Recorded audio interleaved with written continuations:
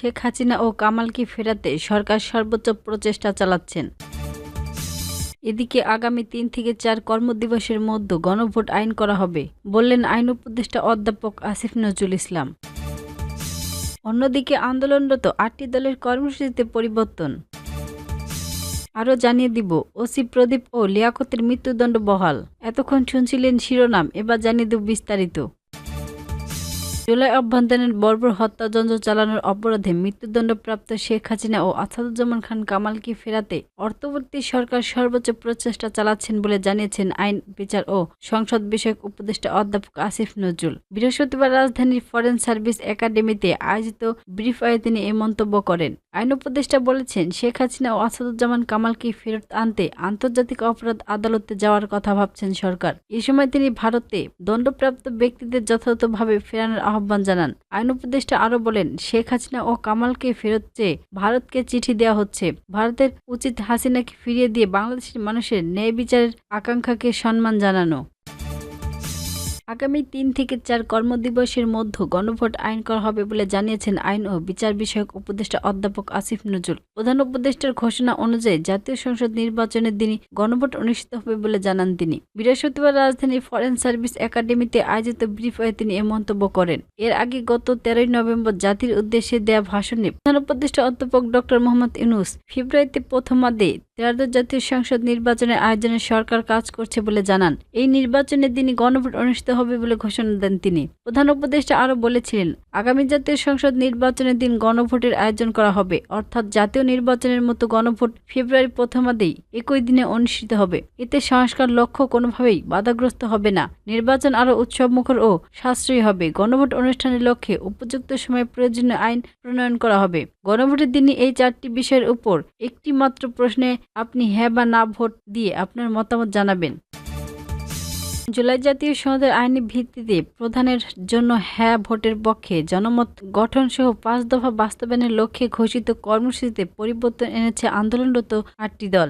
আজ বৃহস্পতিবার ২০ নভেম্বর সংবাদ মাধ্যমে পাঠানো এক বিজ্ঞপ্তিতে এ তথ্য জানানো হয় জামায়াত। বিজ্ঞপ্তিতে বলা হয়েছে, গতকাল ১৯ নভেম্বর বুধবার বিকালে আন্দোলনরত ৮ দলের লিয়াজ্জ কমিটির পক্ষ থেকে আগামী ৩০ নভেম্বর থেকে ৬ ডিসেম্বর পর্যন্ত দেশের ৭টি বিভাগে সমাবেশ করার সিদ্ধান্ত হয়। এই সিদ্ধান্তের সমাবেশে পূর্ব ঘোষিত কর্মসূচিতে আংশিক পরিবর্তন জানা হয়েছে। অপরিবর্তিত কর্মসূচি অনুযায়ী আগামী ৩০ নভেম্বর রাজশাহী ও ১ December Khulna, ২ December Barishal, ৩ December Rangpur, ৪ December Mymensingh, ৫ December Chattogram ও ৬ ডিসেম্বর সিলেট বিভাগে সমাবেশ অনুষ্ঠিত হবে। বহুল আলোচিত সেনাবাহিনীর অবসরপ্রাপ্ত মেজর সিনহা মোহাম্মদ রাশেদ খান হত্যা মামলায় টেকনাফ থানার সাবেক ওসি প্রদীপ কুমার দাস ও পরিদর্শক মোহাম্মদ লিয়াকত আলীর মৃত্যুদণ্ড বহাল রেখে রায় প্রকাশ করেছেন হাইকোর্ট। রায়ের ৬ আসামির যাবজ্জীবন দণ্ড বহাল রাখা হয়েছে। বৃহস্পতিবার বিচারপতি মোহাম্মদ মোস্তাফিজুর রহমান ও বিচারপতি মোহাম্মদ শগরিয়া হোসেনের হাইকোর্ট বেঞ্চ এ রায় প্রকাশ করেন। ৩০ দিনের মধ্যে আসামিরা হাইকোর্টের রায়ের বিরুদ্ধে আপিল করতে পারেন। এর আগে ২ জুন মেজর সিনহা মোহাম্মদ রাশেদ খান হত্যা মামলায় প্রদীপ কুমার দাস ও লিয়াকত আলীর মৃত্যুদণ্ড বহাল রাখেন হাইকোর্ট। একই সঙ্গে ৬ আসামির যাবজ্জীবন দণ্ড বহাল রাখেন আদালত। পাশাপাশি প্রত্যক্ষ আসামির ৫০,০০০ টাকা জরিমানার আদেশও বহাল রাখা হয় এ রায়ে। এ মামলায় গত ২৯ মে ডেট রেফারেন্স ও আসামিদের আপিল শুনানি শেষ হয়। যাবজ্জীবন বহাল থাকা আসামিরা হলেন টেকনাফ থানার সাবেক এসআই নন্দুলাল, রক্ষিত কনস্টেবল রুবেল শর্মা, সাগর দেব, কক্সবাজারের বাহারছড়ায় মারিশবুলিয়া গ্রামে মোহাম্মদ নুরুল আমিন, মোহাম্মদ আইয়াজ ও মোহাম্মদ নিজামুদ্দিন। প্রজ্ঞাপত্রে ২০২০ সালের ৩১ জুলাই রাত ৯:৩০টায় কক্সবাজার টেকনাফ মেরিন ড্রাইভ সড়কের শামলাপুর তল্লাশি চৌকিতে পুলিশের বাহারছড়া তদন্ত কেন্দ্রীয় তৎকালীন কর্মকর্তা পরিদর্শন লিয়াকত আলীর গুলিতে নিহত হন সিনহা মোহাম্মদ রাশেদ খান।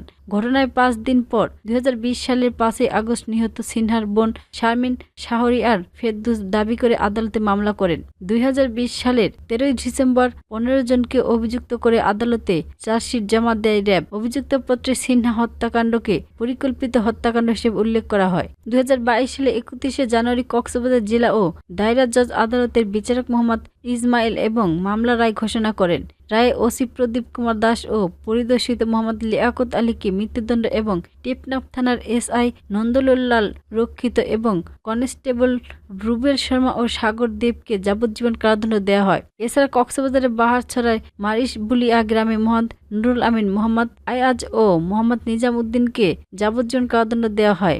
বাকি 7 আসামি খালাস পান। পরে মৃত্যুদণ্ড নিশ্চিত করে হেড রেফারেন্স হাইকোর্টে আসেন। কারাগারে থাকা দণ্ডিত আসামিরা আপিল করেন।